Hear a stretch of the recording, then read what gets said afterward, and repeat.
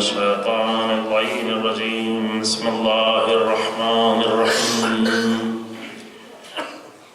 الحمد لله على ما عرفنا من نفسه وألهمنا من شكره وفتح لنا من أبواب العلم بربوبيته ودلنا عليه من الإخلاص له في توحيده وجنبنا من الإلحاد والشك في أمره حمدا لا منتهى لحده ولا حساب لعدده ولا مبلغ لغايته ولا انقطاع لعمده والصلاة والسلام التحية والإكرام على خير خلقه وأشرف بريته وحامل وحيه ومبلغ رسالاته سيد المرسلين خاتم النبيين أبي القاسم محمد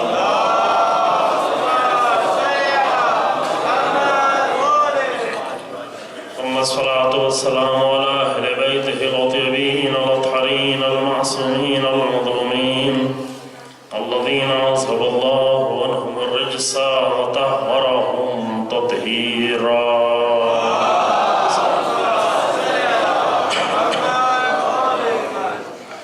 ولعنة الدائمة الباقية ولا أعدائهم أجمعين أما بعد وقد قال الله تبارك وتعالى في كتابه الكريم بسم الله الرحمن الرحيم قل إني أمرت أن أعبد الله مخلصا له الدين وأمرت أن أكون أول المسلمين صلوات الله على محمد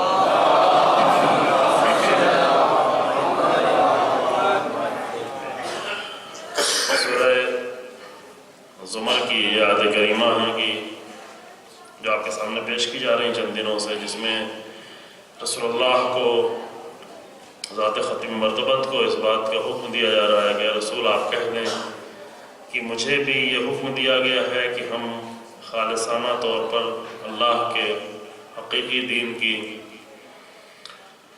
پیروی کریں اور بہترین مسلمان، اول درجے کا مسلمان رہنے، بننے اور آگے بڑھنے کی کوشش کی۔ یہ کوشش ہمیشہ ہر مسلمان کے لیے عرض کیا گئی، رسول اللہ کو کے اوپر یہ آیت نازل ہوئی، لیکن ہر مسلمان سے یہ طلب کیا گیا کہ وہ درجے نمبر 1 کا، اول درجے کا مسلمان بنتا رہے اور اسلام کا سفر جاری رہے۔ اسلام وہ نہیں ہے کہ کلمہ لا الہ الا اللہ اور محمد رسول اللہ پڑھ لیا تو اسلام کے سارے درجات طے ہو گئے اور اسلام پورا ہو گیا، بلکہ یہ ابتدائی ترین درجے کے اسلام ہے۔ ہاں، اللہ نے یہ کرم فرمایا ہے اور اللہ نے یہ لطف کیا انسان کے اوپر کہ صرف لا الہ الا اللہ اور محمد رسول اللہ کہہ دینے کے بعد انسان دائرہ اسلام میں، ابتدائی دائرے میں داخل ہو جاتا ہے اور اسلام کے بہت سارے قوانین، بہت سارے احکام اس کے اوپر آ جاتے ہیں اور اس کی جان، عزت، آبرو، مال، ناموس یہ سب کے سب محفوظ ہیں کہ البتہ دوسرے قانون کے لحاظ سے انسانی اعتبار سے بھی لوگوں کی جان، مال و عزت، آبرو محفوظ ہے، حتیٰ اسلامی حکومت میں غیر مسلمان کی بھی محفوظ ہے۔ فقط جہاں پر یہ قانون ٹوٹتا وہاں پر جب کوئی جنگ کی صورت میں اور جنگ کی حالت میں مقابلے میں آ رہا ہو، حالت جنگ میں آ جائے، کہ پھر اس کے بعد حالت جنگ کے اسلام نے قانون بتایا ہے کہ وہاں پر بھی بہت ہی اعتدال اور بہت ہی عاقلانہ قانون اسلام کے حالت جنگ میں موجود ہے۔ لیکن اصل گفتگو یہ ہے کہ اس آیت سے جو نتیجہ نکلتا ہے وہ یہ کہ انسان کا سفر، اسلام کا سفر جاری رہے۔ حتیٰ انبیاء کو بھی یہ نہیں کہا گیا کہ نبوت کی اس منزل پر آ گئے ہیں لہذا اب سفر آپ کا ختم ہو گیا اور آپ کی کوشش ختم ہو جائے۔ نہیں، پروردگار کی بارگاہ میں کمالات اور تسلیم ہونے کا سفر ہمیشہ مسلسل جاری ہے، حتیٰ انبیاء کی ذات تک، حتیٰ اولو العزم انبیاء کی ذات تک، حتیٰ جناب ابراہیم سلام اللہ علیہ جو علم و فضل و کمالات اور ذمہ داریوں کی عظیم منزل پر فائز ہو کہ پروردگارہ تو مجھے اپنا مسلمان بندہ قرار دے، جو جناب ابراہیم کی بہت ہی عظیم دعائیں ہیں اور بہت ہی باعظمت دعائیں ہیں جناب ابراہیم کی سورہ بقرہ کی آیات میں، کہ جہاں جناب ابراہیم جب تعمیر کر رہے ہیں بیت اللہ کو، تو اللہ کے گھر کی تعمیر کرتے وقت جناب ابراہیم کی دعا یہ ہے کہ پروردگارہ ربنا تقبل منا انک انت السمیع العلیم، پروردگارہ تو ہمارے اس عمل کو قبول فرما۔ اور اس کے بعد دوسری دعا یہ ہے کہ ربنا وجعلنا مسلمین لک ومن ذریتنا امۃ مسلمۃ لک، پروردگارہ تو ہم دونوں کو وجعلنا، یعنی چونکہ جناب ابراہیم اور اسماعیل دونوں ساتھ میں تھے، فرمایا کہ پروردگارہ تو ہم دونوں کو اپنا مسلمان بندہ قرار دے۔ معاذ اللہ ابراہیم جو نبوت کے درجات تک پہنچ چکے ہیں، رسالت کے درجات تک پہنچ چکے ہیں، اولو العزم نبی ہو چکے ہیں، جن کو امامت حاصل ہو چکی ہے، اس کے پہلے یہ اعلان ہو چکی ہے انی جاعلک للناس اماما، جب بیٹے کے گلے میں چھری چلائی تبھی کہا گیا کہ انی جاعلک للناس اماما۔ یہ سارے درجات حاصل ہونے کے بعد اب جب کعبے کی تعمیر کر رہے ہیں تو جناب ابراہیم دعا یہ کریں پروردگارہ ربنا وجعلنا مسلمین لک ومن ذریتنا امۃ مسلمۃ لک، پروردگارہ تو ہم دونوں کو بھی اپنا مسلمان بندہ قرار دے اور میری ذریت میں سے بھی ایک گروہ کو اپنی امت مسلمہ قرار دے۔ انسان حیرت میں پڑ جاتا ہے کہ جناب ابراہیم جیسا نبی اولو العزم کے مقام پر پہنچ کے یہ دعا کس بات کی دعا کر رہا ہے؟ یہ دعا در حقیقت وہی دعا ہے جو چونکہ پروردگار کی بارگاہ میں درجات کبھی ختم نہیں ہوتے۔ ہمارے لحاظ سے درجات ختم ہیں، ہمارے لحاظ سے ہم ایک بڑے انسان کو دیکھیں گے، ایک عظیم انسان کو دیکھیں گے، اس سے بڑھ کر اور کوئی کیا ہو سکتا ہے؟ رسول اللہ سے بڑھ کر کوئی اور کیا ہو سکتا ہے؟ امیر المومنین سے بڑھ کر اور کوئی کیا ہو سکتا ہے؟ ائمہ سے بڑھ کر کوئی کیا ہو سکتا ہے؟ اولو العزم انبیاء سے بڑھ کر اور کوئی کیا ہو سکتا ہے؟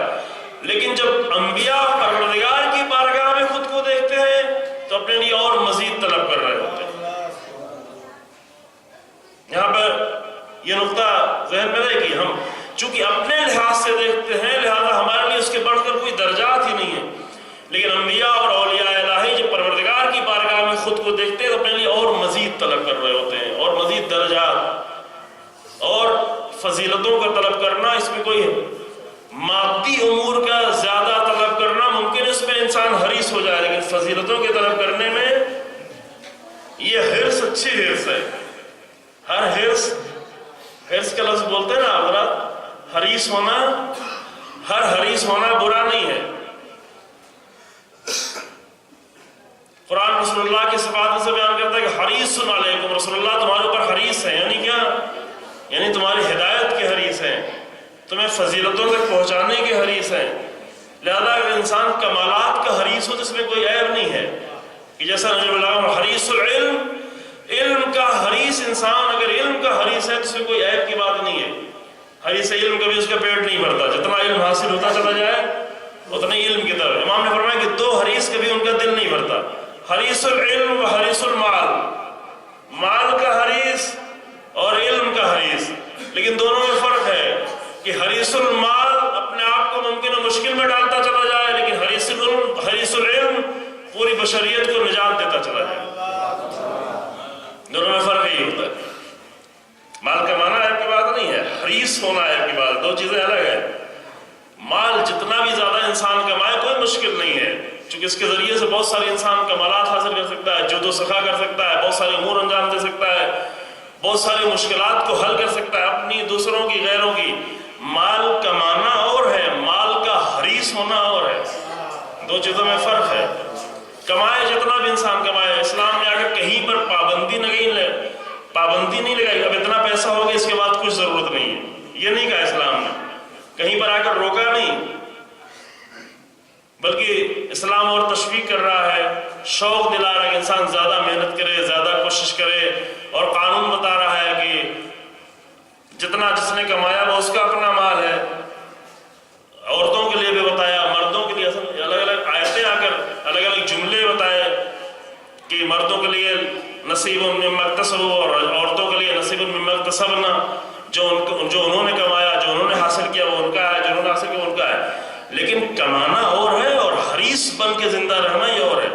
ممکن انسان بالکل بھی نہ کما رہا ہو لیکن حریص ہو، یہ عیب ہے۔ محنت نہیں کر رہا ہو، کوشش نہیں کر رہا ہو، سختیاں نہیں اٹھا رہا ہو لیکن حریص ہو، یہ عیب ہے۔ بہت زیادہ کما رہا ہو لیکن حریص نہ ہو، یہ عیب نہیں ہے۔ ان دو چیزوں کے درمیان میں فرق ہے۔ لہذا حریص ہونا، مادی امور میں حریص ہونا یہ عیب ہے، لیکن فضیلتوں میں حریص ہونا اس میں کوئی عیب نہیں۔ لہذا کوئی علم کا حریص ہو، کوئی حکمت کا حریص ہو، کوئی صبر کا حریص ہو، کوئی سچائی کا حریص ہو، کوئی دیگر فضیلتوں کا حریص ہو، حریص ہونا فضیلتوں میں اس میں کوئی عیب نہیں ہے۔ رسول اللہ کے لیے فرمایا کہ رسول اللہ جو تمہاری ہدایت کے حریص ہے، عزیز علیہ ما عنتم حریص علیکم وبالمؤمنین رؤوف رحیم۔ رسول اللہ وہ ہیں کہ اگر تم پر کوئی تکلیف آتی ہے تو رسول اللہ کو گراں گزرتا ہے، درد ہوتا ہے، تکلیف ہوتی ہے، سخت گزرتا ہے۔ حریص علیکم، تمہاری ذات کے لیے رسول اللہ حریص ہیں، تمہاری خوبیوں کے لیے، تمہاری فضیلتوں کے لیے، تمہاری بہتری کے لیے، تمہاری ہدایت کے لیے رسول اللہ حریص ہیں۔ وبالمؤمنین رؤوف الرحیم، مومنین کے ساتھ رؤوف ہے اور رحیم ہے، نرمی سے پیش آنے والے ہیں، رحمت سے پیش آنے والے ہیں۔ کہ عرض کیا آپ کے سامنے کی رسول اللہ ہی نے اگر وہ تصویر دکھائی کہ اعلیٰ اسلام کا حریص رہنا اس میں کوئی عیب نہیں ہے، چونکہ اسلام درجات ہے، جتنا انسان آگے بڑھتا چلا جائے تسلیم اور سبمیشن کے درجات اور آگے بڑھتے چلے جاتے ہیں۔ لہذا ابراہیم جیسے نبی سے کہا جا رہا ہے کہ اسلم، اے ابراہیم تسلیم ہو جاؤ، ابراہیم نے کہا اسلم تو اللہ رب العالمین، ہم پروردگار کی بارگاہ میں تسلیم۔ اور پھر دعا بھی کر رہے ہیں کہ ربنا وجعلنا مسلمین لک، پروردگار ہمیں زیادہ تسلیم قرار دے۔ اب یہ درجات ہے تو اس بات یہاں پر ہم آپ کو نہیں روکنا ہے۔ آج آپ کے سامنے جو مطلب عرض کرنا تھا وہ یہ کہ صحیح اسلام، ایک حقیقی اسلام، خالص اسلام کے مقابلے میں دوسرے اسلام کا چہرہ ہر زمانے میں پیش کیا جاتا رہا۔ رسول اللہ کے زمانے ہی سے شروع ہو گیا تھا رسول اللہ کے اسلام کے مقابلے میں ایک دوسرے اسلام کا چہرہ۔ کچھ منافقین نے آ کر پیش کرنا شروع کیا تھا، لیکن اس میں زیادہ شدت پیدا ہو گئی جب بنی امیہ نے اسلام قبول کیا۔ تو رسول اللہ کا اسلام ایک تھا، بنی امیہ کا اسلام ایک تھا، یہ دونوں اسلام ساتھ ساتھ چلتے رہے، باقاعدہ طور پر چلتے رہے۔ اور یہ پوری تاریخ میں اگر مطالعہ کر کے دیکھ ڈالیں کہ پوری تاریخ میں دو طرح کا اسلام ہمیشہ رہا تاریخ میں، ایک حقیقی اسلام، ایک پیغمبر اکرم صلی اللہ علیہ وآلہ وسلم کے اسلام،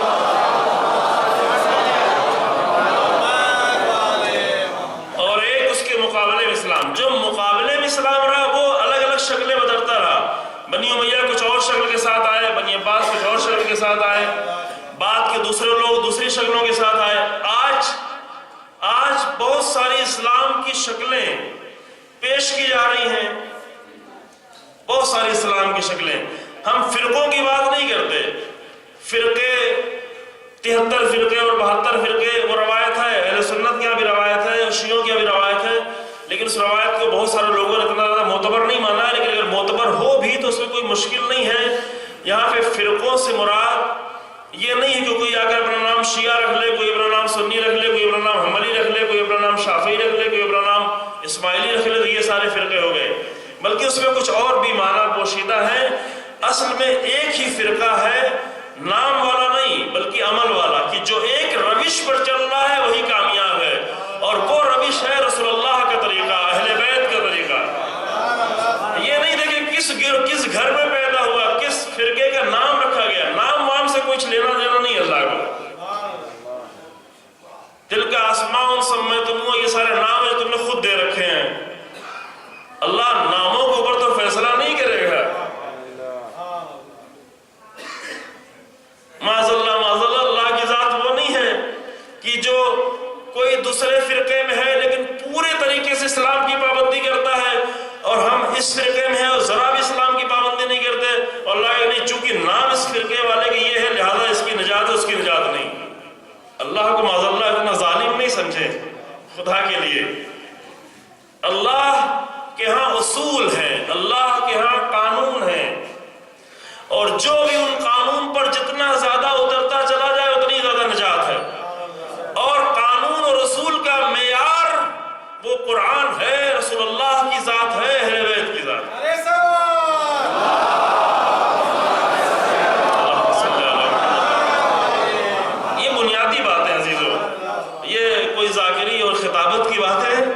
نہیں، اسلام کی یہ بیسک باتیں ہیں کہ دیکھیں یہ نہیں ہے کہ فلاں گھر میں کوئی پیدا ہو گیا، فلاں خاندان میں پیدا ہو گیا، فلاں قبیلے میں پیدا ہو گیا اور بچپن میں اس کا نام رکھ دیا کہ یہ فلاں فرقہ ہے، یہ فلاں ہے، فلاں ہے، لہذا اس بنیاد پر اللہ آ کر فیصلہ کرے گا کہ جو جس گھر میں پیدا ہوا ادھر ہو جائے اور جو باقی سب لوگ ادھر چلے جائیں۔ ایسا کچھ نہیں ہے۔ کیا سمجھ رکھا ہے، کیا بنا رکھا ہے؟ یہ ہے اللہ کے ہاں اصول ہے، اللہ کے ہاں پرنسپلز ہیں، وہ بتائے گئے، وہ قرآن نے آ کر بتایا، وہ رسول اللہ نے آ کر بتایا، وہ اہل بیت نے آ کر بتایا، اور اس پر جتنا جو اترتا چلا جائے اس کے لیے نجات ہے۔ وہ ایک ہی فرقہ ہے نجات پانے والا جو ان اصولوں پر اترنے والا ہو، چاہے وہ جس جگہ موجود ہو، جس گروہ میں موجود ہو، جس خاندان میں موجود ہو، جس نام سے پکارنے والے جانے والے فرقوں میں موجود ہو، یہ سب نہیں، ان اصولوں پر اترنے والے جتنے ہیں وہ کنارے ہوتے چلے جائیں، جو قرآن میں اصول بتائے گئے، جو رسول اللہ نے اگر اصول بتائے ہیں، جتنے سالوں تک ائمہ نے اگر اصول بتائے ہیں، اور ان اصولوں کے مقابلے میں جو لوگ ہیں وہ جس شکل میں بھی آئے، جتنی بھی شکلیں بنا کر آئے، وہ سب کے سب باطل ہیں۔ سمجھا آپ نے؟ ابھی کچھ دن پہلے ایک کتاب دیکھ رہے تھے، اس کے پہلے کہاں تھے، حیدرآباد میں شاید تھے، وہاں پر ایک کتاب دیکھ رہے تھے، ایک جلد کتاب تھی، جبکہ انہوں نے کہا کہ 2 جلدیں اس کی آ چکی ہیں، صرف ایک جلد میں 1400 کچھ فرقوں کا نام لکھا ہوا تھا۔ تو بھائی آپ نے دادا یہ 1400 ہوں یا 2000 ہوں یا 2500 ہوں یا 5000 ہو جائے، ان ناموں سے کچھ لینا دینا نہیں عزیزو، اصولوں سے لینا دینا ہے، اور اصول آ کر طرز زندگی معین کرتے ہیں۔ بہت توجہ کریں یہاں پر، بہت اہم بات آپ کے سامنے عرض کرنی عزیزو، کہ آج کے دور میں اصلی جو کلیش ہے، اصلی جو جنگ ہے، اصلی جو لڑائی ہے، وہ طرز زندگی کی جنگ ہے، طریقہ زندگی کی جنگ ہے کہ کون کن اصولوں پر زندگی گزار رہا ہے۔ اور طریقہ زندگی کی جنگ کو اگر جو خلاصہ کیا گیا ہے، کچھ جنگیں دنیا میں چل رہی ہیں، سیاسی جنگیں، اقتصادی جنگیں، سیاسی جنگیں یہی یعنی پولیٹیکل جنگیں جو بہت چلتی رہی ہیں، اکنامی کی جنگیں جو ابھی بہت زیادہ چل رہی ہیں چند سالوں سے، اکنامیکل وار، بڑے پیمانے پر جنگ ہو رہی ہے، بہت سارے ملک مل کر سب جنگ کر رہے ہیں۔ پولیٹیکل جنگیں بہت زمانے سے ہوتی رہی ہیں، قبیلائی جنگیں اور دوسری جنگیں، لیکن ابھی اصلی جو جنگ چل رہی ہے وہ جنگ نہ سیاسی ہے، نہ حکومت کی ہے، نہ زمین کی ہے، نہ پیٹرول کی ہے، نہ ایٹم بم کی ہے، کسی کی بھی جنگ نہیں ہے، بلکہ اصلی جنگ وہ ہے کلچرل جنگ، طریقہ زندگی کی جنگ، طرز زندگی کی جنگ۔ کلچرل جنگ سے مراد یہ نہیں ہے کہ ہم اپنے محلے میں یہ لباس پہنتے ہیں اور وہ لباس نہیں، پورا طریقہ زندگی۔ کلچر کے معنی الگ الگ کیے گئے ہیں، کلچر کے بعض لوگ بہت ہی مختصر معنی کرتے ہیں کہ کہاں پر کیسے لباس پہنا جاتا ہے، کہاں پر کیسے کھایا جاتا ہے، کیسے پیا جاتا ہے، یہ کھانا پینا لباس پہننا یہ صرف کلچر ہے، جبکہ ایک بڑی جو تعریف کی گئی ہے کلچر کی وہ ہے انسان کا پورا طریقہ زندگی، یعنی انسان کی آئیڈیالوجی، انسان کی سوچ، انسان کی فکر اور انسان کا طرز زندگی، جس انداز سے انسان زندگی گزار رہا ہے۔ یہ جنگ ہے جو ایک بڑی جنگ، اس کے اوپر بڑی ساری کتابیں بھی لکھی گئی ہیں، اور اس جنگ کو کہتے ہیں سافٹ وار۔ سافٹ وار کا لفظ آپ لوگوں نے سنا ہوگا، جس کو ہم اردو میں کہیں گے نرم جنگ۔ ایک ہوتی ہے سخت جنگ، ایک ہوتی ہے نرم جنگ۔ سخت جنگ یعنی جس میں تلواریں چل رہی ہوں، اسلحے چل رہے ہیں، میزائل چل رہے ہیں، بم چل رہے ہیں، یہ سخت جنگ ہے جو ہمیشہ لڑی جاتی رہی۔ لیکن نرم جنگ یعنی کیا؟ سافٹ وار یعنی کیا؟ سافٹ وار یعنی جس میں اسلحے نہیں چل رہے ہوں، جس میں تلواریں نہیں چل رہی ہوں، بلکہ یہ جنگ اسلحوں کے بجائے فکروں کی جنگ ہو، فکر کی جنگ، اور فکر کے نتیجے میں طریقہ زندگی کی جنگ، سوچ کی جنگ، انداز زندگی کی جنگ۔ آج دنیا دو طرح کی دنیا تقسیم ہوئی ہے، اور سب کی یہ کوشش ہے کہ اپنا طریقہ زندگی دے، طریقہ زندگی کی جنگ لڑ رہے ہیں۔ بڑے بڑے ذہین لوگ ذہن بیٹھے ہوئے ہیں اور آ کر باقاعدہ پلاننگ کر رہے ہیں کہ کس طریقے سے ہم اپنا طریقہ زندگی لوگوں کو دیں۔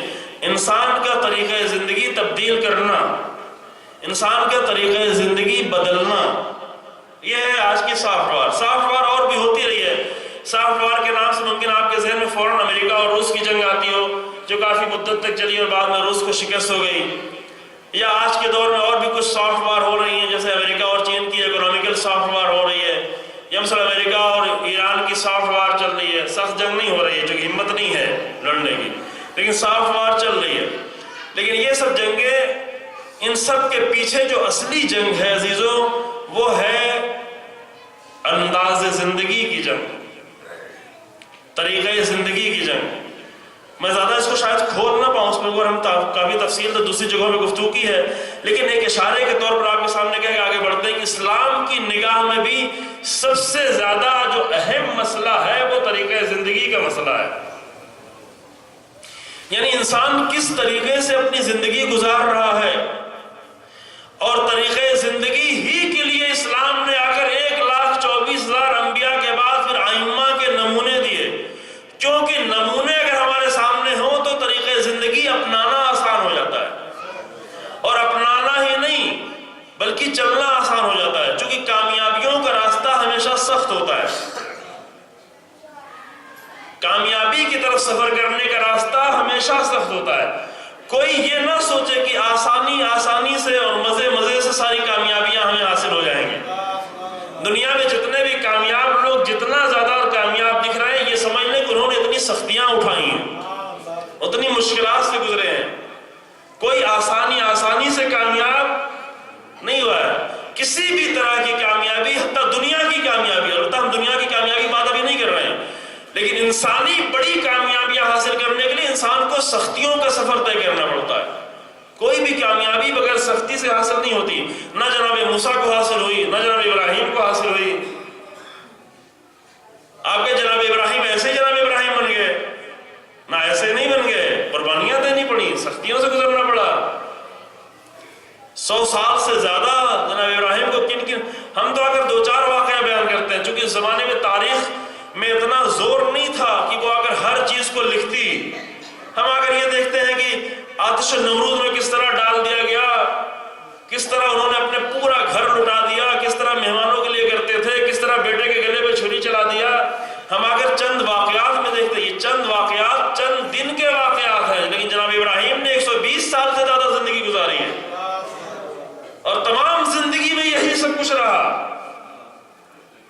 تاریخ نہیں دیکھ پائی۔ کمالات تک جانے کے لیے سختیاں ہیں۔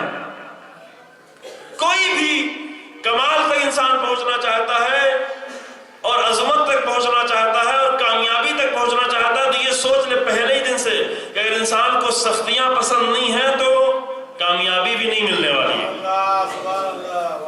کامیابی انہی کے لیے ہے جنہوں نے سخت زندگی کو پسند کر لیا ہے اور سختیوں میں زندگی گزارنا شروع کی، کسی بھی لائن میں، چاہے ایجوکیشن کی لائن ہو، چاہے حتیٰ اکنامی زندگی ہو، کمائی کی زندگی ہو، یا اور بھی کوئی ہنر ہو، فن ہو، کوئی بھی چیز ہو۔ امیر المومنین السلام کی یہ شعر مشہور ہے، اللہم صلی بقدر القد تکتسب المعالی ومن طلب العلا سہر اللیالی۔ جتنا زیادہ انسان کوشش کرے اتنی زیادہ انسان کو معالی یعنی بلندیاں ملتی ہیں۔ معالی یعنی علو سے، علو یعنی بلندیاں۔ جتنا انسان کوشش کرے اتنی زیادہ انسان کو بلندیاں ملتی ہیں، یہ اصول ہے۔ ومن طلب العلا سہر اللیالی، جو بلندیاں اور کامیابی چاہتا ہے وہ راتوں کو بیدار رہتا ہے۔ اسے ساری رات پیٹ بھر کے کھانا کھا کے مزے سے سونے سے انسان کو کامیابی نہیں ملتی۔ کوئی بھی انسان کامیاب نہیں ہوتا۔ ہاں، کچھ لوگوں کی کامیابی کے لیے راتوں میں جگنا پڑتا ہے، ممکن ہے کچھ لوگوں کی کامیابی کے لیے رات میں تھوڑا کم جگنا پڑے لیکن دن میں زیادہ محنت کرنی پڑے۔ الگ الگ ہے۔ مثلا انسان فضیلتیں چاہتا ہے، علم چاہتا ہے، ہنر چاہتا ہے اور دوسری چیزیں چاہتا ہے، وہ رات میں کوشش کرتا ہے۔ لیکن انسان پیسہ زیادہ کمانا چاہتا ہے، وہ ممکن دن میں زیادہ محنت کرے، لیکن محنت بہرحال کرنا ہے۔ بغیر محنت سے کوئی کامیابی نہیں ہے۔ جو بھی یہ چاہتا ہے کہ بغیر محنت کے کامیابی حاصل کرے، وہ آج ہی سے لکھ کے رکھ لے کہ اسے دنیا میں ناکام انسان بن کے رہنا ہے، ناکام رہنا ہے۔ خاص کر یہ جوان جو بیٹھے ہوئے ہیں، یہ پہلے سے ابھی سے طے کر لیں، اگر کامیاب ہونا ہے تو سختیاں خود خریدنا ہے، سختیوں کا راستہ خود ڈھونڈنا ہے۔ جب چند آپشن لا کر سامنے رکھے جائیں، یہ کریں یا یہ کریں یہ کریں، تو اس میں جو سخت والا ہے وہ انتخاب کریں۔ اگر سخت والا انتخاب کرنے کا ہنر آ گیا تو سمجھ لیں کامیاب ہو جائیں گے۔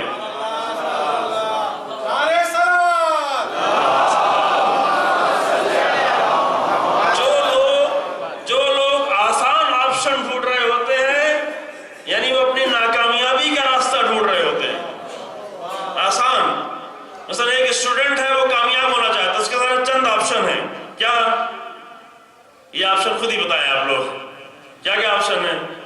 امتحان میں کامیاب ہونا چاہتا ہے، کامیابی کیا آپشن ہے؟ باپ سے 2-4 لاکھ روپے لے کے ٹیچر کو دیں گے، ان کو دیں گے، ان کو دیں گے، نمبر اچھے آ جائیں گے، ایک آپشن یہ ہے۔ یہ آپشن مشکل نہیں ہے، پیسہ لینا دینا اس میں کوئی مشکل نہیں ہے۔ دوسرا آپشن یہ ہے چوری کریں گے، خیانت کریں گے، جا کر کیا کریں گے؟ چیٹنگ کریں گے، یہ بھی ایک آپشن ہے، گندا آپشن، لیکن امتحان میں کامیاب ہو جائے گا۔ یہ اور بات ہے، پکڑا گیا تو ذلیل ہو جائے گا، رسوا ہو جائے گا، لیکن اگر کامیاب ہو گیا تو امتحان میں کامیاب ہو جائے گا۔ کسی اور کو دے کر نقل کر لیں گے، دسیوں طریقے ممکن ہے لا کر رکھے جائیں، لیکن سخت راستہ کیا ہے؟ سخت راستہ یہ کہ پورے سال بھر محنت کی جائے، پڑھا جائے، راتوں میں جگا جائے، بہت ساری چیزوں کو چھوڑا جائے، بہت ساری ناجائز چیزوں کو چھوڑا جائے، بہت ساری جائز چیزوں کو چھوڑا جائے۔ یہ نہیں کہ صرف ناجائز کو چھوڑنا ہے، جائز کو بھی چھوڑنا پڑتا ہے۔ بہت ساری حرام چیزوں کو چھوڑا جائے، بہت ساری حلال چیزوں کو بھی چھوڑا جائے، کیونکہ کامیاب ہونا چاہتا ہے۔ بہت سارا کھانا پینا، کھیلنا کودنا، گپیں بکواس، ٹہلنا گھومنا، جس میں حرام نہ بھی ہو، لیکن چونکہ کامیاب ہونا چاہتا ہے لہذا چھوڑنا پڑے گا۔ یہ طریقہ ہے زندگی کا۔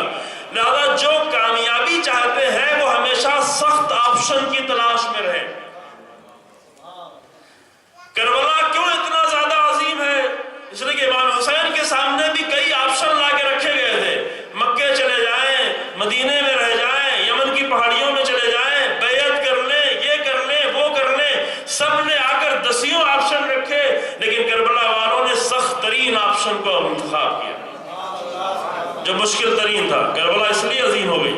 حسین ابن علی کربلا آئے بغیر یہ حسین نہیں بن سکتے تھے جو آج ہیں۔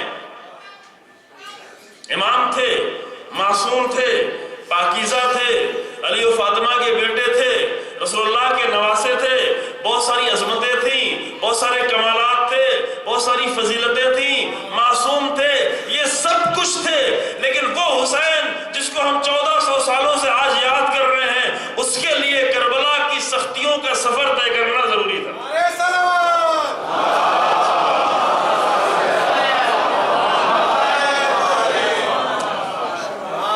اس لیے ائمہ بھی امام حسین کے جب نام آتا تھا تو خاص طریقے سے یاد کرتے تھے۔ ائمہ خود ائمہ، البتہ تمام ائمہ نے سختیوں کا سفر طے کیا ہے، لیکن تمام ائمہ کے درمیان میں بھی امام حسین علیہ السلام کا ایک خاص مقام ہے۔ کیوں؟ اس لیے کہ یہ راستہ طے کیا ہے امام، اور یہ سارا راستہ ایک ہے۔ اس کے مقابلے میں جو دین ہے، اس کے مقابلے میں جو اسلام کی شکلیں پیش کی جا رہی ہیں، وہاں اسلام سے فائدہ اٹھانا ہے، یہاں اسلام کو دینا ہے۔ اس موضوع پر ہم کبھی گفتگو کر چکے ہیں یہیں پر، فائدہ اٹھانا۔ لیکن ابھی جو ہمیں آپ کے سامنے عرض کرنا عزیزوں کہ ائمہ نے اور انبیاء نے جو اللہ نے پیش کیا، اور ائمہ انبیاء کی شکل میں، ان سب کے پیش کرنے کی ایک اصلی ترین وجہ یہ تھی کہ ان کو انسانوں کے لیے ایک نمونہ بنا دیا جائے، کیونکہ کامیاب زندگی کے لیے سختی کا سفر ہوگا۔ سختی کا سفر طے کرنا خود شاید مشکل ہو، لہذا اگر انبیاء کا نمونہ سامنے ہو تو یہ سفر آسان ہو جائے گا۔ اگر کربلا والوں کا نمونہ سامنے ہو تو کتنی بھی سختیاں سامنے لا کے ڈال دیا ہے، سفر آسان ہو جائے گا، طے کرنا آسان ہو جائے گا۔ کس کے سامنے کربلا والوں جیسی سختیاں آئی ہیں؟ کربلا یہ بھی ہے، اس زبان سے کربلا کو دیکھیں، کس کے سامنے کربلا جیسی سختیاں لائی گئی ہیں۔ پھر اگر کربلا والے نمونہ بن جائے تو کتنا بھی سخت سفر ہماری زندگی کے سامنے آ جائے وہ خود آسان بنتا چلا جائے۔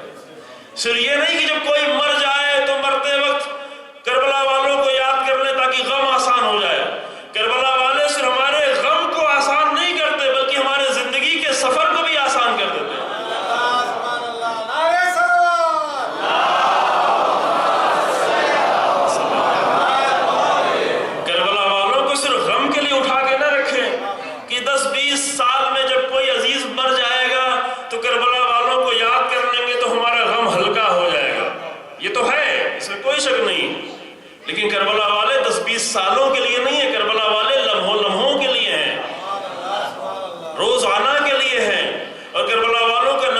سے بڑا یہی ہے کہ کربلا والے نگاہوں میں ہوں تو کتنی بھی مشکل سامنے لا کر رکھی جائے وہ آسان کرتی چلے جائے، آسان ہوتی چلی جائے مشکل۔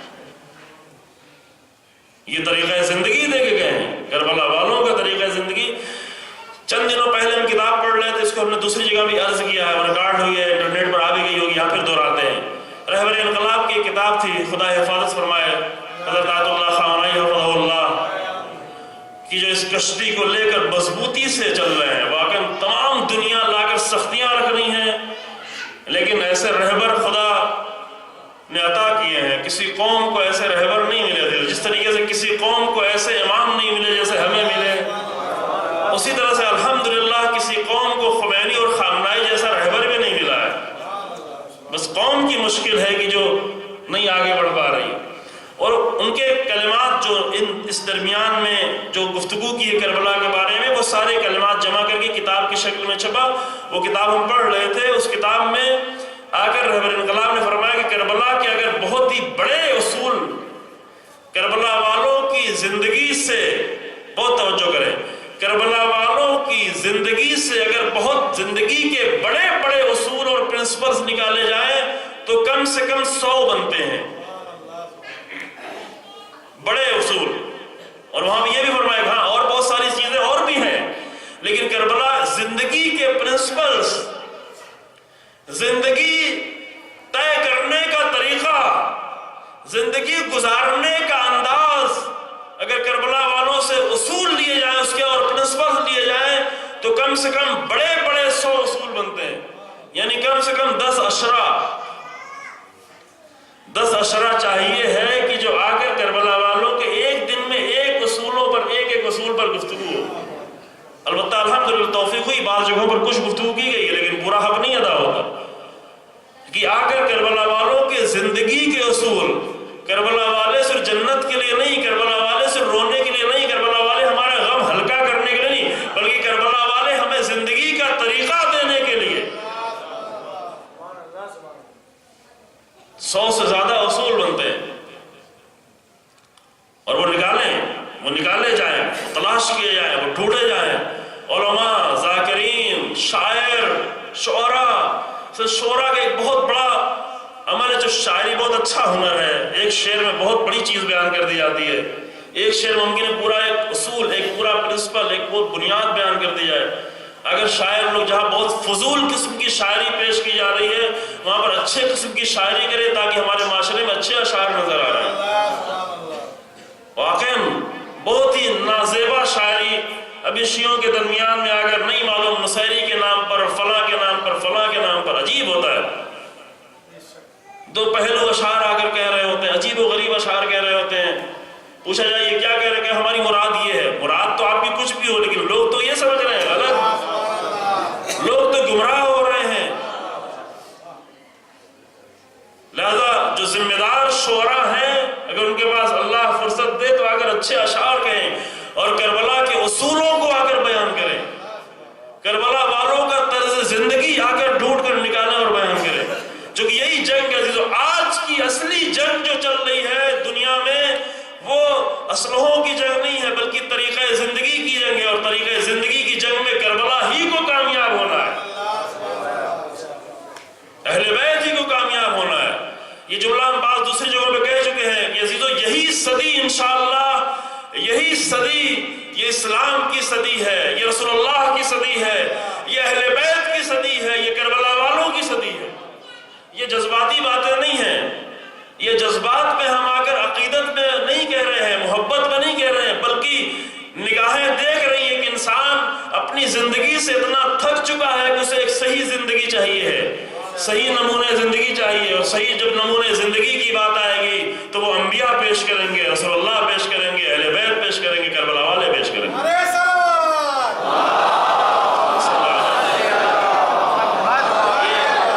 یہ کوئی جذباتی اور عقیدت کی بات نہیں ہے، عقیدت کے مسائل الگ ہیں، خدا کا شکر ہے کہ اہل بیت کی عقیدت رکھنے والوں میں قرار دیا اس نے، لیکن یہ بات عقیدت کی نہیں ہے، یہ بات حقیقت ہے کہ ساری دنیا کو بہرحال اہل بیت کے دروازے پر آنا ہے، جو کہ وہی صحیح طرز زندگی دینے والے ہیں۔ آج دنیا میں جو کچھ ہو رہا ہے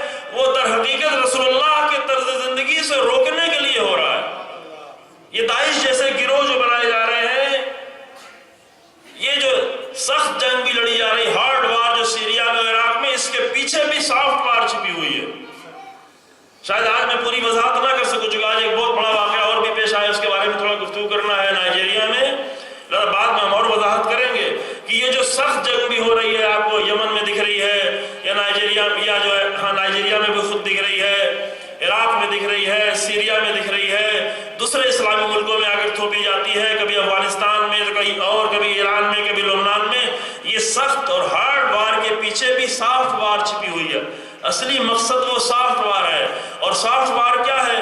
سافٹ وار اصل میں جو ہے وہ ساری باطل طریقہ زندگی کے مقابلے میں اسلام کا طریقہ زندگی، یہ دو جنگ ہے.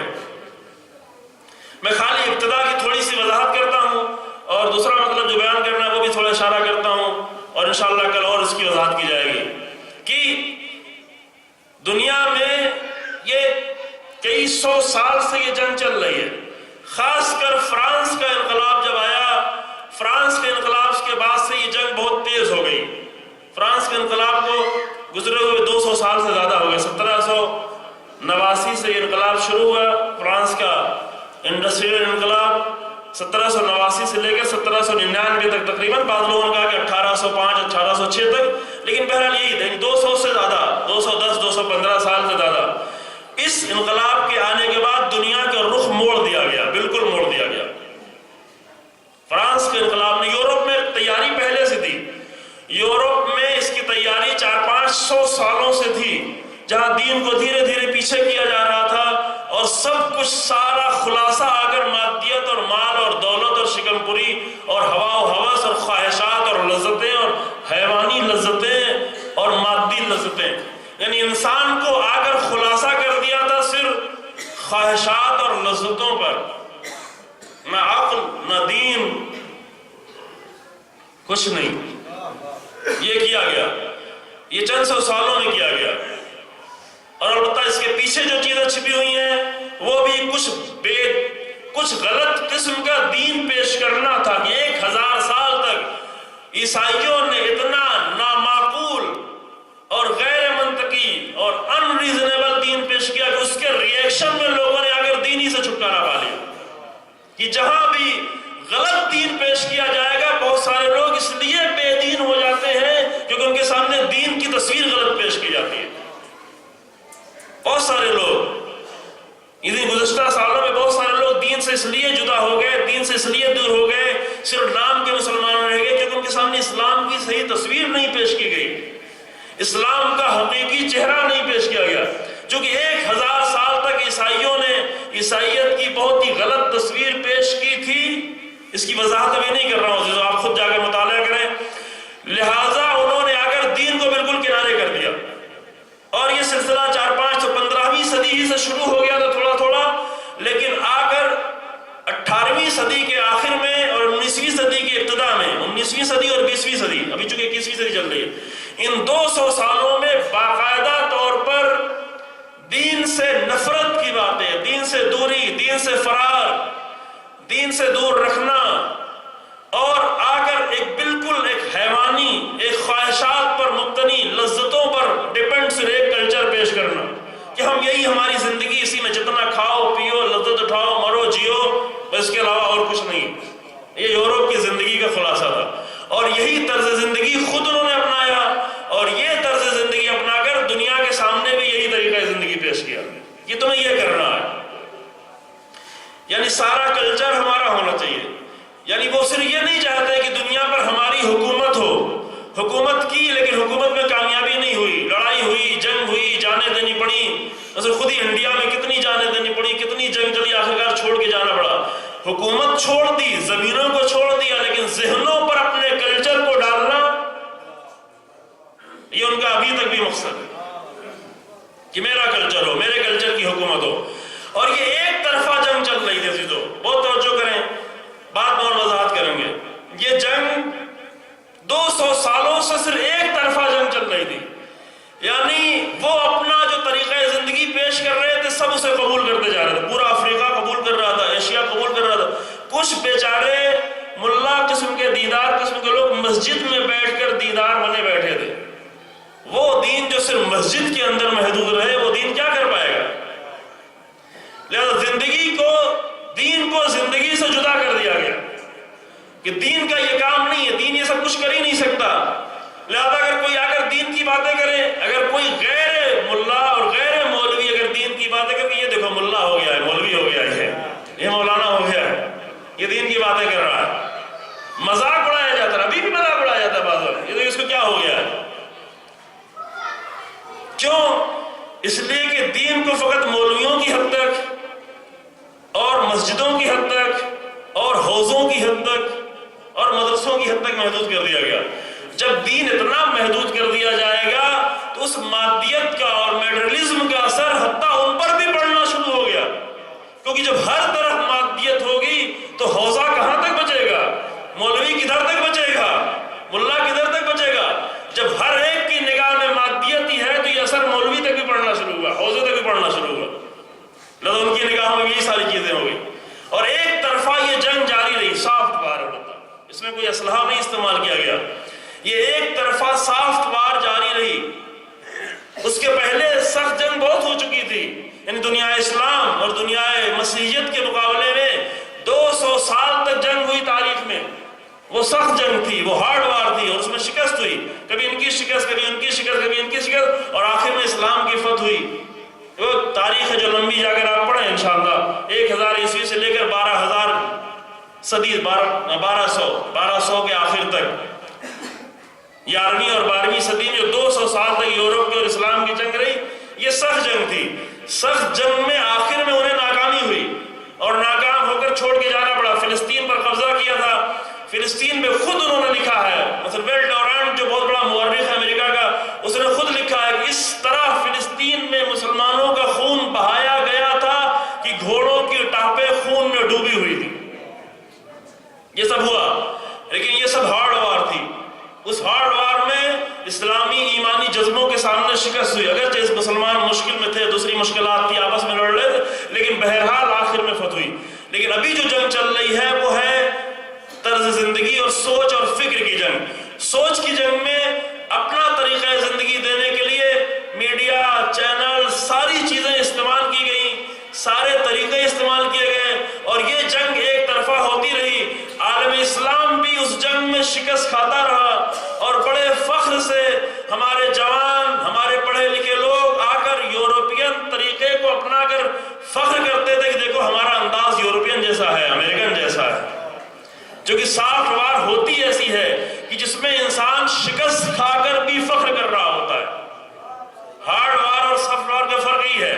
سخت جنگ میں انسان ہارتا ہے تو ہار کے مغموم ہوتا ہے، پریشان ہوتا ہے، انتقام کی سوچتا ہے، زیادہ محنت کرتا ہے، اسلحہ اکٹھا کرتا ہے تاکہ پھر اگر جنگ ہو تو جیتنے کی کوشش کرے.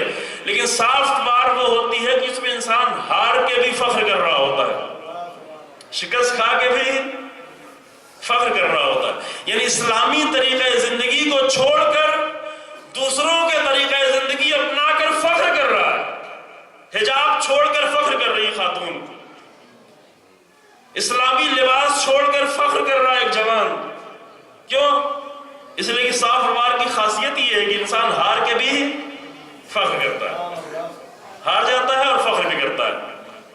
یہ طریقہ زندگی کی جنگ تھی. اور یہ طریقہ زندگی کی جنگ 200 سالوں سے ایک طرفہ چلتی رہی. صرف ہار تھی، ایک طرف سے صرف ہار تھی. ہم نے ایک جگہ اور پڑھا کسی کا نہیں، ہمارے علماء نے بہت محنت کی تھی، بہت کوشش کی. ہاں محنت کی تھی، لیکن وہ ساری محنت حوضوں کی حد تک تھی، مسجدوں کی حد تک تھی، چند واعظ اور نصیحتوں کی حد تک تھی. یہ جنگ نہیں تھی. مسجد میں بیٹھ کر زندگی کی جنگ نہیں لڑی جاتی. تو جو ہمیں آپ نے امیر المومنین کا جملہ ہے نہج البلاغہ میں کہ جو اپنے وطن میں بیٹھ کر دشمن سے جنگ لڑے گا اس کے لیے رسوائی اور ذلت ہے. جنگ میدان میں جا کر لڑی جاتی ہے. اپنے گھر میں بیٹھ کے اگر جنگ لڑی جائے، حتیٰ ہارڈ وار بھی اپنے گھر میں بیٹھ کے لڑی جائے تو رسوائی ہے اور ذلت ہے. لہذا جو جنگ فلسطین میں آج لڑی جا رہی ہے وہ جنگ فلسطین کی صرف نہیں ہے. یہ بعض نادانی میں سمجھتے ہیں کہ فلسطین کے لیے ہم کیوں کر رہے ہیں. وہ جنگ صرف فلسطین کی نہیں ہے، بلکہ فلسطین کی سرزمین پر پورے عالم اسلام کی جنگ لڑی جا رہی ہے. تو جو میں آپ نے اور سافٹ وار میں ہی اور زیادہ، جو انسان آ کر مسجد میں بیٹھ کر صرف بچانا چاہے تو مسجد میں آ کر چند نصیحتیں کر دے گا، لیکن کالج میں جا کر نہیں بچا پائے گا. یونیورسٹی میں نہیں بچا پائے گا. ایک طرفہ جنگ تھی, سب قبول کرتے چلے جا رہے تھے. لیکن الحمدللہ ہم ایسے زمانے میں زندگی گزار رہے ہیں کہ جہاں پر ایک مجاہد نے آ کر اس جنگ کو دو طرفہ جنگ میں تبدیل کر دیا. وہ جنگ جو یورپ نے ایک طرف کی جنگ چھیڑی تھی, صرف ایک طریقہ زندگی لوگوں کے لیے تھا, وہاں آ کر امام خمینی رحمۃ اللہ علیہ نے جنگ کو دو طرفہ جنگ کر دیا. اب ایک طرفہ جنگ نہیں رہی. اللہم صلی علی محمد. اب یہ جنگ ایک طرفہ جنگ نہیں رہ گئی. اب وہ اپنا طریقہ زندگی پیش کر رہے ہیں, اسلام اپنا طریقہ زندگی پیش کر رہا ہے. اور اسلام کا طریقہ زندگی اگرچہ ہمارے پاس میڈیا اتنا نہیں ہے, چینلز اتنے نہیں ہے, وسائل اتنے نہیں ہے, لیکن اسلام کے طریقہ زندگی میں طاقت اتنی زیادہ ہے کہ وہ سب کچھ پاتے ہوئے بھی ہارتے چلے جا رہے ہیں, اسلام جیتتا چلا جا رہا ہے. میں پہلے کبھی عرض کر چکا ہوں کہ وہ آتے ہیں مثلا افریقہ کے غریب ملکوں میں, مسلمان ملکوں میں آتے ہیں, اسکول کھولتے ہیں, چرچ بناتے ہیں, لوگوں کو پیٹ بھرتے ہیں, کھانا دیتے ہیں. اس کے نتیجے میں کچھ فقیر اور جاہل افریقن مسلمان کرسچن بن جا رہے ہیں, کچھ بہت ہی نادان اور فقیر. اور کب تک بنے ہوئے؟ اس وقت تک جب تک ان کو کھانا مل رہا ہے. اور ان کا کیا ہوتا ہے؟ اس کے برعکس اسلام کا پیغام جب یورپ اور امریکہ میں پہنچتا ہے تو ان کے دانشمند, اسکالرز, پڑھے ہوئے لوگ, یونیورسٹی کے لیکچررز, ٹیچرز, پروفیسرز, یہ سب مسلمان ہو رہے ہیں. وہ دیکھ رہے ہیں کہ سودا جو ہے وہ برابر کا نہیں چل رہا ہے. ہم زیادہ پیسہ بھی خرچ کر رہے ہیں لیکن کچھ جاہل لوگوں کو کرسچن بنا رہے ہیں, اور وہ کچھ بھی نہیں خرچ کر رہے ہیں, صرف اپنی آئیڈیالوجی کی بنیاد پر ہمارے عزیزوں کو مسلمان بناتے چلے جا رہے ہیں, ہمارے پڑھے لکھے لوگوں کو. اب جا کر ایک مرتبہ سرچ کریں, نیٹ پر سرچ کریں کہ مسلمان جو لوگ ڈائیورٹ ہوئے, جو لوگ کنورٹ ہوئے, ان میں کن کن لوگوں کے نام ہیں, کن کن لوگوں کے نام سے جا کر ایک مرتبہ سرچ کر ڈالیں جو اسلام کے شدید ترین دشمنوں کے گھر کے اندر سے مسلمان پیدا ہوئے. مثلا بش کے گھر سے, ٹونی بلیئر کے گھر سے, BBC کے گھر سے. آپ جا کے ایک مرتبہ سرچ کریں, آپ کو ملے گا کہ وہاں کے پڑھے لکھے لوگ اسلامی کلچر سے متاثر ہو کر اسلام لا رہے ہیں. کیوں؟ اس لیے کہ آ کر اسلامی کلچر کو زندگی کا حصہ بنا کر پیش کیا گیا. ابھی تک ہم نے جو اسلام پیش کیا تھا وہ مسجدوں والا اسلام, صرف مدرسے والا اسلام, رسوائی والا اسلام. لیکن امام خمینی رحمۃ اللہ علیہ نے آ کر عزت والا اسلام پیش کیا, جو معاشرے کے لیے ہو, جو زندگی کے لیے, جو حکومت کے لیے ہو, جو طریقہ زندگی کے لیے ہو. اس جنگ میں آ کر اپنے آپ کو ہارا ہوا محسوس کر رہے ہیں. لہذا ابھی جو کچھ ہو رہا ہے, جو رسول اللہ کے خلاف فلمیں بنائی جا رہی ہیں, جو کارٹون بنائے جا رہے ہیں, جو کتابیں لکھی جا رہی ہیں, یہ سب اپنے شکست کھانے کا ریئیکشن ہے عزیزو. چونکہ ہارے ہوئے ہیں اور ہار رہے ہیں. اب یہ گفتگو ہم کل اور جاری رکھیں گے. آج تھوڑی سے چونکہ وقت کم رہ گیا اور مجلس میں دیر نہ ہو جائے, کل تھوڑا دیر ہو گئی تھی. ایک بہت نازیبا اور ناپسندیدہ اور دردناک واقعہ جو پیش آیا ہے کل رات میں, یہی جو رات گزری ہے نائجیریا میں. نائجیریا کا واقعہ میں پہلے سنا چکا ہوں. شیخ ابراہیم زکزاکی کہ جنہوں نے سعودی عرب میں اپنی پڑھائی کی تھی اور امام خمینی کے اسلام کو دیکھ کر, یعنی وہی رسول اللہ کے اسلام, کربلا والوں کے اسلام, یہ اسلام دیکھ کر انہوں نے شیعت کو قبول کیا. اور شیعت قبول کرنے کے بعد 34 سالوں میں انہوں نے تقریباً 1.25 کروڑ لوگوں کو نائجیریا میں شیعہ بنایا. 1.25 کروڑ بہت بڑی تعداد ہے عزیزو. 1.25 کروڑ ہم 1200-1300 سالوں میں انڈیا میں نہیں بنا پائے. انہوں نے صرف 34 سالوں میں نائجیریا جیسے ملک میں 1.25 کروڑ لوگوں کو مسلمان بنایا. اور یہی 40 کا جو جلوس ہوا ہے, دنیا میں سب سے بڑا 40 کا پروٹیسٹ کربلا میں ہوا, 2 کروڑ سے زیادہ لوگ. اور دوسرے نمبر کا بڑا 40 کا پروٹیسٹ نائجیریا میں ہوا, جہاں پر ایک جگہ پر 50 لاکھ لوگ اکٹھا ہوئے, ایک جگہ پر صرف 50 لاکھ. اور یہ چیزیں دشمن کو حیرت میں ڈال دیا ہے, دشمن کو مشکل میں ڈال دیا ہے. یہ دین کا چہرہ قبول نہیں ہے. 2014 یہ ماہ رمضان جو گزرا, اس کے پہلے والے ماہ رمضان میں قدس کے دن یہی شیخ ابراہیم زکزاکی, خدا حفاظت کرے, ابھی بعض چینلوں کے اعتبار سے شاید آپ کو گرفتار بھی کر لیا گیا ہے. ابھی سارے چینل سے بہت کنفرم خبر نہیں آئی ہے, لیکن پریس ٹی وی کے اعتبار سے آپ کو گرفتار بھی کر لیا گیا ہے. تقریباً 50 لوگ بعض لوگوں نے 15، بعض لوگوں نے 20، بعض لوگوں نے 50 تک تعداد بتائی کہ شہید ہوئے کل کے شب میں۔ اور اس کی وجہ یہی ہے کہ 40 کا جو جلوس وہاں نکالا گیا، جو کربلا وہاں پیش کی جا رہی ہے، ایسی کربلا پیش کی جا رہی ہے عزیزوں کی 34 سال میں 1.25 کروڑ لوگ کو شیعہ بنا دے۔ اے کاش کی وہ کربلا ہم بھی سیکھ لیں۔ وہ کچھ کربلا ایسی ہے کہ جو اتنا زیادہ انسانوں کو تبدیل کر سکے۔ میں تفصیل سے بعض جگہ پہ گفتگو کر چکا ہوں۔ پچھلے سال ماہ رمضان میں، اس ماہ رمضان کے پہلے 2014 کے ماہ رمضان میں قدس کے جلوس میں ٹارگٹ کلنگ کے ذریعے سے شیخ ابراہیم زگزاگی کے 3 بیٹوں کو، جوان بیٹوں کو ایک ساتھ شہید کیا گیا۔ ایک ساتھ محمد، حامد اور محمود، 3 بیٹوں کو، اور ایک بیٹا جو بچا اس کو بھی زخمی، اس کو بھی مارا گیا تھا، لیکن وہ پیر میں پڑی گولی، اس لیے پیر ٹوٹا لیکن جان بچ گئی۔ ایک بیٹا بچا اور 3 بیٹوں کو، وہ 3 بیٹے جو 2-3 دن پہلے، کوئی 1 دن پہلے، کوئی 2 دن پہلے، ایک روس میں پڑھ رہا تھا، ایک چین میں پڑھ رہا تھا، کسی اور ملک میں پڑھ رہا تھا، انجینئرنگ پڑھ رہا تھا، دوسرے کلاس میں پڑھ رہے تھے، وہ آئے تھے عید منانے کے لیے اپنے گھر، لیکن چونکہ ان کے نزدیک روزے قدس بھی زیادہ اہم تھا، لہذا اور پہلے آئے تاکہ قدس کے جلوس میں بھی شریک ہوں اور اس کے بعد عید منائیں۔ اور اس مجاہد کے 3 بیٹوں کو ایک ہی ساتھ، ایک ہی دن میں شہید کیا گیا۔ یہ تاریخ کا واقعہ نہیں بتا رہی، یہ پچھلے سال ہوا ہے عزیزوں۔ اور اسی دن ہم نے ان کا انٹرویو پڑھا، اسی دن جو اسی جمعے کو اپنے بیٹوں کی شہادت کے بعد جو انہوں نے انٹرویو دیا چند گھنٹے بعد پریس کانفرنس میں، اس انٹرویو میں اپنے بیٹوں کا تذکرہ کم کیا اور قدس کے مسلمانوں کا تذکرہ زیادہ کیا۔ یہ دین کوئی اور دین ہے، یہ ہمارا دین نہیں ہے، یہ دین امام علی علیہ السلام کا دین ہے، یہ دین کربلا والوں کا دین ہے، یہ دین رسول اللہ کا دین ہے کہ ہمیں اپنے بیٹوں کی فکر نہیں ہے بلکہ امت مسلمہ کے مظلوموں کی فکر ہے۔ شاید وہ انٹرویو کبھی موجود ہے، ابھی میں دیکھ رہا تھا تو مجھے وہ دکھائی نہیں پڑا، ابھی تو تازہ خبر وہاں پہ موجود ہے کہ جو ابھی یہ حادثہ پیش آیا، کل رات میں ان کو گھیرا گیا چاروں طرف سے، جو بہت پہلے ہی سے تلاش میں تھے۔ نائجیریا میں بوکو حرام جیسے ملعون گروہ بھی بنائے گئے جو داعش سے کچھ کم نہیں ہے، صرف ان کا تذکرہ اس لیے کم ہے کہ افریقہ میں ہے اور زیادہ لوگوں کی توجہ نہیں ہے، لیکن داعش سے بھی زیادہ لوگوں کو انہوں نے مارا ہے 2 سالوں کے درمیان میں۔ بوکو حرام کا مطلب معلوم ہے آپ کو؟ بوکو حرام یعنی، بوکو مانے وہاں کے لوکل لینگویج ہے، بوکو یعنی ایجوکیشن، حرام یعنی یہی حرام، بوکو حرام یعنی ایجوکیشن حرام ہے۔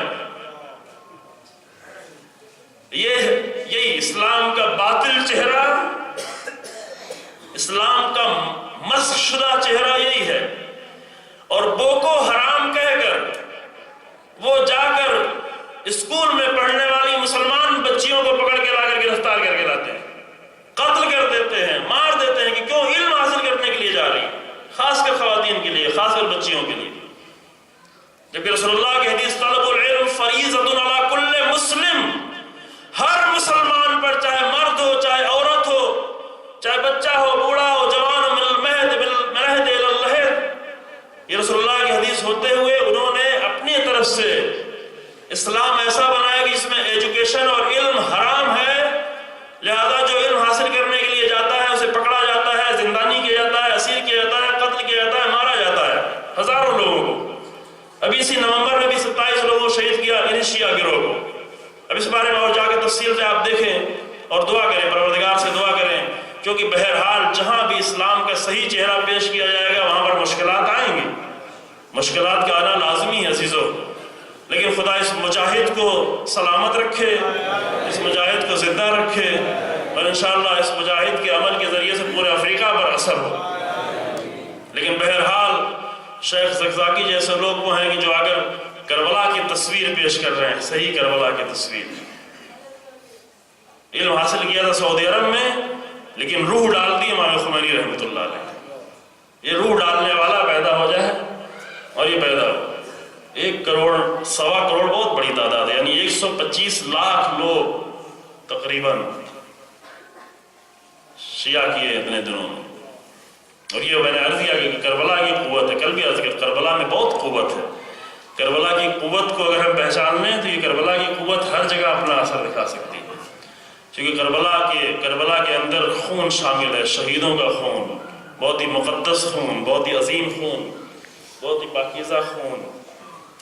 کربلا اس لیے عظیم ہے کہ کربلا میں حسین ابن علی کا خون شامل ہے، اس کی عظمت میں کبھی کمی نہیں ہو سکتی۔ ہاں یہ اور بات ہے کہ ہم نہ سمجھیں، لیکن کربلا ہمیشہ عظیم ہے۔ کربلا میں حسین ابن علی نے اپنے نانا کے شبیہ علی اکبر کا خون شامل کیا ہے، عباس کا خون، پاکیزہ ترین انسانوں کا خون، حبیب بن مظاہر کا خون۔ حبیب بن مظاہر وہ تھے، آج میں نے جگہ مسائل میں پڑھا تھا بعض لوگ، حبیب بن مظاہر وہ تھے جو کبھی کبھی ایک شب میں پورے قرآن کی تلاوت کرتے تھے، ایک شب میں، ہمیشہ نہیں، کبھی کبھی۔ حافظ قرآن، خط لکھ کے بلایا کہ حبیب آؤ، بہت سارے لوگوں کے امام اپنے آپ سے جدا کریں، تم جاؤ جاؤ جاؤ، جس کو جانا ہے چلا جائے، لیکن حبیب تم آ جاؤ، چونکہ حبیب کی ضرورت تھی۔ جہاں حسین ابن علی کا سر نو کے نیزے پہ بلند ہو، وہاں حبیب کے سر کی ضرورت تھی، تاکہ جب پروپیگنڈا کیا جائے کہ حسین ابن علی نے تو بغاوت کی تھی تو لوگ کہیں پھر حبیب وہاں پہ کیا کر رہے تھے، حبیب جیسا پاکیزہ انسان۔ اللہ اکبر، وہ زمانہ آ گیا تھا کہ حسین ابن علی کو خود کے لیے حبیب کی ضرورت پڑ رہی تھی عزیزوں، ایسے حالات پیدا ہوئے۔ لیکن ہاں، کوفے کے جب بازار میں داخل ہوئے، کوفہ پہلی منزل تھی عزیزوں، شہادت کی منزل تو گزر چکی ہے، اہل حرم کے لیے کوفہ پہلی منزل ہے۔ میں نے کل آپ کے سامنے شام کا بھی ذکر کیا، شام کی منزل بہت سخت ہے، لیکن کوفہ کی منزل اس لیے بہت سخت ہے چونکہ پہلی منزل ہے، اور اس پہلی منزل کی بیویوں کو توقع نہیں تھی کہ ایسا کچھ ہوگا۔ اسیر کر کے تو لے جایا گیا، رسول اللہ کی بیٹیوں کو اسیر کر کے لے جایا گیا، لیکن جب کوفے میں داخل کیا گیا تو دیکھا کہ چاروں طرف سے لوگ تماشائی بنے بیٹھے ہوئے ہیں، آئے ہیں تماشا دیکھنے کے لیے۔ اللہ اکبر، کس کا تماشا دیکھنے کے لیے؟ رسول اللہ کی نواسیوں کا تماشا دیکھنے کے لیے۔ یہ منظر نہیں دیکھا گیا۔ جناب ام کلثوم نے آواز دی، غضوا ابصارکم یا اہل الکوفہ، اے کوفے کے لوگوں اپنی آنکھوں کو بند کر لو۔ چونکہ جناب ام کلثوم نے دیکھا کہ لوگ آنکھیں کھول کھول کر ہماری طرف دیکھ رہے ہیں، اب اس سے بڑھ کر ہمیں کیا مسائل پڑھو آپ کے سامنے۔ بی بی نے یہ دیکھا کہ لوگ آئے تو تھے اور آ کے دیکھا، یہ صرف میرے باپ بھائی کے سر کو نہیں دیکھ رہے ہیں بلکہ آنکھیں کھول کھول کر ہماری طرف دیکھ رہے ہیں۔ اس وقت جناب ام کلثوم نے یہ فریاد بلند کی، غضوا ابصارکم یا اہل الکوفہ اما تستحیون ان تنظروا الی بنات رسول اللہ وہن حواسر، تم اپنی آنکھوں کو تو بند کرو، تمہیں شرم نہیں آتی؟ اما تستحیون، کیا تمہیں حیا نہیں آتی کہ تم آنکھیں کھول کھول کے ہماری طرف دیکھ رہے ہو جبکہ ہمارے چہرے کھلے ہوئے ہیں؟ یہ فریاد بلند کی تھی جناب ام کلثوم نے۔ اور اس کے بعد جناب زینب سلام اللہ علیہا، چند جملے عزیز و مسائل کے وقت زیادہ گزر گیا ہے، جناب زینب سلام اللہ علیہا نے وہاں کوفے میں داخل ہونے کے بعد چند اشعار ہیں بی بی کے نام سے منسوب۔ جناب زینب نے دیکھا، یہ روایت موجود ہے کہ ظالموں نے ایسا کیا تھا کہ میرے بھیا حسین کا، میرے بابا حسین کی، امام سید سجاد سے روایت ہے کہ میرے بابا حسین کا سر جناب زینب کی نگاہوں کے سامنے، ام کلثوم کے سامنے میرے بھائی چچا عباس کا سر، بیویوں کے سامنے شہیدوں کا سر، نگاہوں کے سامنے یہ سر تھا۔ جناب زینب نے جب عصر عاشور اپنے بھائی کو رخصت کیا تھا اور آخر میں یہ کہہ کے رخصت کیا تو بھیا تم پیچھے مڑ مڑ کے دیکھتے جاؤ، اے بھیا تم آہستہ آہستہ مقتل کی طرف جاؤ۔ زینب دل بھر کے دیکھ تو لے، محلا محلا یبن رسول اللہ، اے بھیا آہستہ آہستہ جاؤ، اے بھیا اتنی تیزی سے مقتل میں نہ جاؤ، زینب دل بھر کے دیکھ لے۔ اس وقت زینب جب دیکھ رہی تھی تو بی بی نے یہ نہیں سوچا تھا کہ اس کے بعد جب مجھے بھیا کا چہرہ دیکھنا ہوگا تو اس عالم میں دیکھنا ہوگا۔ آپ کو پتہ ہے عزیزو، جیسے حسین ابن علی کی شہادت ہوئی، ظالموں نے باقی شہداء کے سر بعد میں قلم کیے، سب سے پہلے حسین ابن علی کا سر قلم کر کے کوفے کی طرف بھیج دیا اپنی فتح کا اعلان کرنے کے لیے۔ اب جناب زینب کو بھائی کا سر دیکھ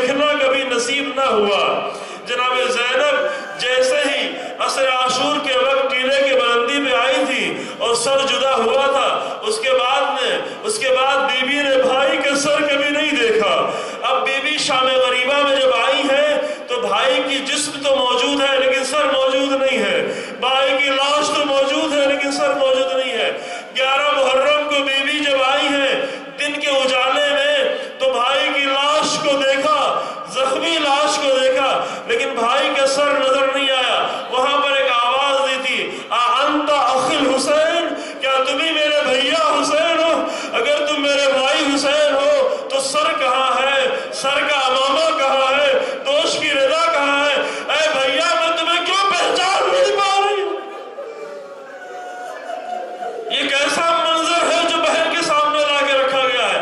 لیکن اس کے باوجود بھی زینب نے یہ نہیں سوچا تھا کہ جب ہم کوفے میں داخل ہوں گے تو ہماری نگاہوں کے سامنے میرے بھیا کا سر لوگ نیزے پہ بلند ہوگا. اسی لیے جب لوگ نیزے پہ سر بلند کیا تو بی بی نے آواز دی، یا حلالو یا ہلال لم استتم کمالا، اے میرے چاند، اے میرے چاند، کسے تجھے کہر لگا دیا ہے؟ میں نے تو یہ سوچا نہ تھا. ما توہمتو یا شقیق فؤادی، اے میرے دل کی ٹھنڈک، اے میرے بھیا حسین، میں نے تو یہ تصور بھی نہیں کیا تھا کہ بہن کے سامنے اس طرح سے بھائی کے سر کو روکے نیزے میں رکھا جائے گا. اے بھیا تمہیں اس عالم میں دیکھ کر مجھ سے نہیں جب رہا جا رہا ہے تو ذرا اپنی بچیوں کی طرف دیکھو، یہ اپنے فاطمہ کی طرف دیکھو، رقیہ و سکینہ کی طرف دیکھو، ذرا اسی روک نیزے سے کچھ کلام کرو تاکہ دل ٹھہر جائے، کہیں آپ کی بیٹیوں کا دل پگھل نہ جائے. ذرا سید سجاد کو سنبھالو. اے میرے بھیا، انا للہ و انا الیہ راجعون. سيعلم الذين ظلموا أي منقلب ينقلبون. ربنا تقبل منا إنك أنت السميع العليم. بحق محمد عطرة الطاهرين. ایک سورہ فاتحہ اور پڑھ کر مرحوم جن کا اعلان کیا گیا اور تمام مرحومین کی روح کو ارسال فرمائیں.